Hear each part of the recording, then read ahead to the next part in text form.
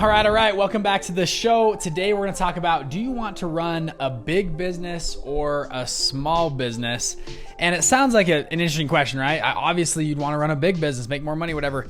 But it's an interesting question I think a lot of business owners get. And actually, through my career, and as you guys know, I'm in the game right now. I'm all out. I've ran 2 funds prior. I'm launching a 3rd fund right now. We run Investment Fund Secrets, this program and show and everything you guys see here. We have coaching we offer to people. And so been able to run multiple, 7-figure businesses and see what's going on there. And I'm trying to push it in 8-figure a year businesses and even get one day up maybe the next 5-10 years to a 9-figure business a year is our goal. And looking at these businesses we're at, it's such an interesting question. We had this question last week of, do we want to be a small business or do we want to be a big business? And what do I mean by that? So for example, I'll give you an example of Investment Fund Secrets. Investment Fund Secrets is an awesome program, community, company. I love being involved with it. I love hanging out with you guys. I actually it's actually incredible to hang out with fund managers, people doing syndications of funds all across the world, people like me and you that are just freaking scrappy entrepreneurs that get together and want to scale more deals in real estate, in crypto, in hedge funds, in private equity, and whatever they're doing. It's actually really, I sincerely love doing it. And as you guys know, we have a number of programs. We have courses that we sell, and then we have like one-on-one coaching in our top tier group called Black Card that we have as well. And we were looking at what we were doing last week. Me and Mason were sitting down. And we were talking about the business, and this is a great business. I mean, we make money. We've got a team of about 8-9 people right now. I think 11 with all of our contractors and people we hire remotely and stuff. So about 11 people. And we were looking at like, this is great. This is a fun business. It cash flows well. It makes, me and Mason a decent paycheck every month, and our employees make a good paycheck, and it's a good living. It's a very good living. It's well above what the average American makes a year. And we're looking at it, and yes, we were having this conversation. We want to just keep running it and just keep it going, and we'll do our same little thing and we'll run it for the next 5 years. And I don't know how long people will love Investment Fund Secrets, want to get in and grow and stuff like that. We said, hey, we got a good run right here. We can just keep running this like it is now. Or we could try to make some big bets and go huge. And we have a few ideas and I'm not going to share all the big bets, but for instance, bringing on, trying to build out a large sales team, trying to do massive influencer giveaways, right? And trying to really increase our footprint online. On YouTube, for instance, I think we have 18,000 subs, 19,000 subs right now. To go from that to how do we get to 1 million subs, right? Let's play big. And, we were looking at that and it looks like a lot of work, it's a lot of work and a lot of investment and a lot of risk. When I'm making a very good paycheck from Investment Fund Secrets. I'm making a good paychecks from my funds, and it's a good spot. Now, funds is a totally different game, right? You get in the fund model to scale, and I'll share that example in a second. Our 3rd fund right now, similar conversation. We had done 1 property, did really well. It was a big store in Salt Lake City, made some decent money. Do we want to just do 1 store at a time, or do we want to scale and be doing 7, 10, 20 buildings? And this is a real estate fund, buildings at a time. And with all that comes more compliance, more investors, more complaints, probably more problems, but more people and potential to make more income. It's the same conversation we had when launching our 3rd fund. Do we actually want this? Do we want to go big? Because the headache and the processes and all that kind of stuff, it's there. And we're making a decent paycheck right now. And this is the thesis of today's conversation is, do you want a big business or do you want a small business? Because small businesses are really efficient most of the time and they cash flow really well. And do we want to risk killing the small business? Because to become a business, we got to kill all the fun things, not all of them, but a lot of the fun things of running a small business, of having a small, tight-knit team that you can just get stuff done. You have to grow and hire HR and do different tax planning. And now you got tons of employees and benefits, and you got to pay for maternity leave. And there's just so many things that happen when you try to go to a big business. And we sat down and had this conversation, and a quote came to mind from Stephen Schwarzman. You guys read his book, Whatever It Takes. Stephen Schwarzman, fantastic dude, co-founder of Blackstone, And if you guys don't know who Blackstone is, go watch our other videos, but Blackstone is one of or the largest, it always changes, they never can keep the metrics right, but one of or the largest private equity firm in the world. I think they have over $450 billion under management. Incredible group, and Steven Schwarzman is one of the co-founders. Their first fund, they raised $1 billion on their very first fund, which is unheard of. It was the first of their kind. It was actually the first fund to ever do that on a first offering to raise $1 billion, and they did it. And in his book, Whatever It Takes, Steven Schwarzman says, he says this is his argument. He goes, it takes just as much energy and effort to run a small business and make it successful as it is to scale and build a large business.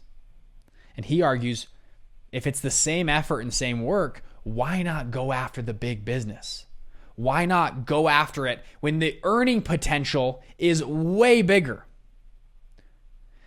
Yes, and he shares the example of, if you guys have read the EMyth, incredible book, at the beginning of that book, he shares the example of a woman who runs a bakery. And she has this bread shop. It was her dream to open it up. I think it's a bread shop, bakery, whatever it is.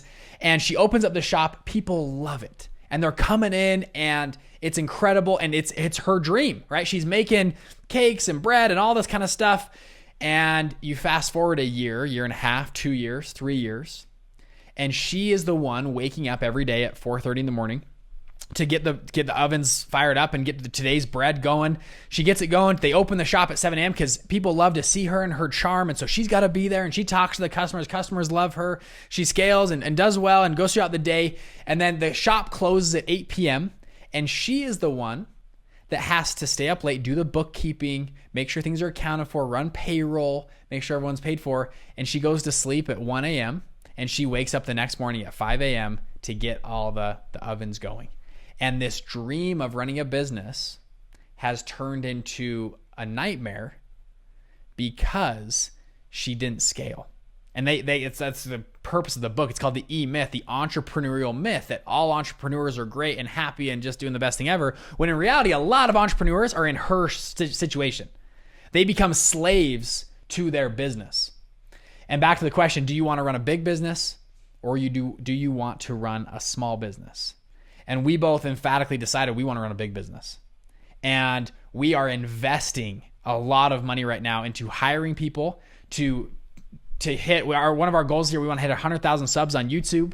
We want to throw a massive event next year. We want to have 1,000 plus people in audience doing a fund conference. Okay, that's one of our major goals. We're going for it. And we decided emphatically we're going for the big business on investment fund secret side of things. On our fund side of things, we decided we're going to go big. We're going to launch the fund. We're going to scale. And that's what a fund is. That's what we teach, right? It would almost be a little bit, if I said we're just going to play small, it would go against what we share and teach. A fund is the vehicle, the catalyst to scale. And that's what we teach people. We are not a money-making biz op type of thing online that people talk about. All we are is a catalyst. If you have a great business and you want to go from one bread shop location to 20, a fund might be a really great thing to bolt on to your business that allows you to scale. If you're good at trading cryptocurrencies and you trade $30,000 in your current wallet, well, why not trade $1 million or $5 million or $20 million or $30 million? One of our guys trading $30 million right now out of his crypto fund. If you're doing real estate like we are, instead of just doing one location, one big box store at a time, why not do 10, 15, 20 at a time?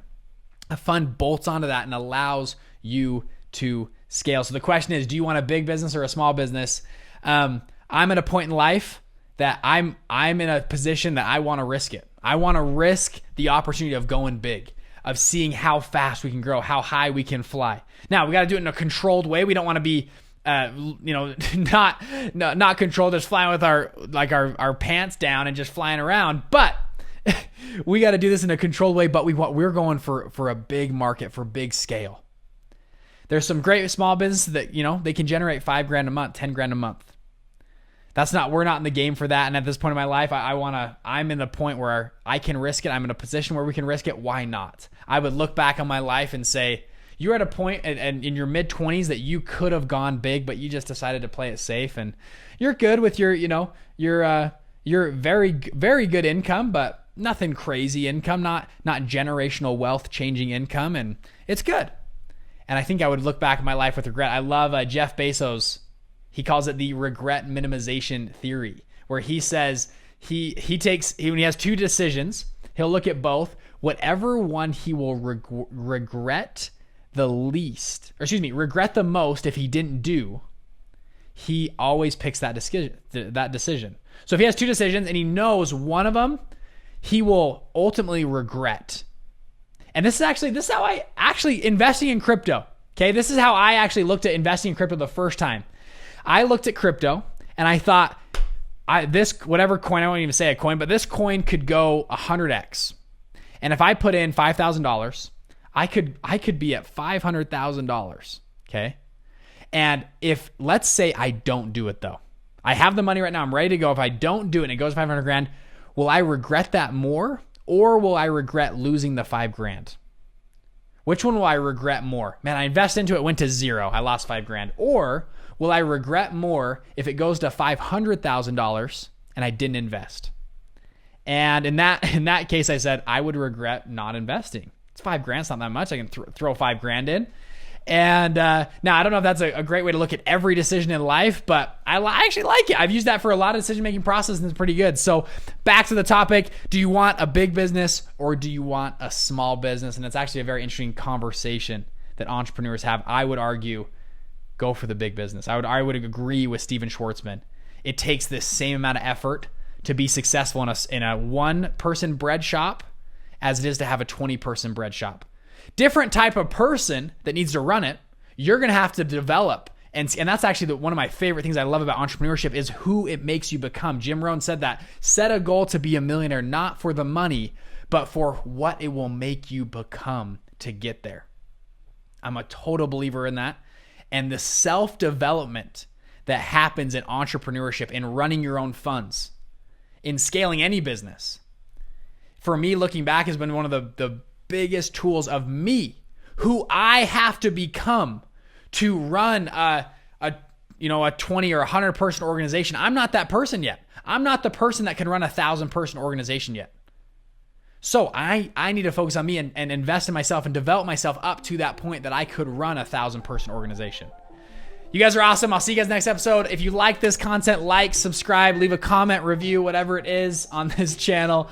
My YouTube guys always tell me to say that. So bam, here I am, Andy, telling the people to do that. You guys are awesome though. Let me know in the comments though if you guys want other videos, what type of stuff you would like to see from this channel, and we'll do it from there. You guys are awesome. See you next episode. Bye.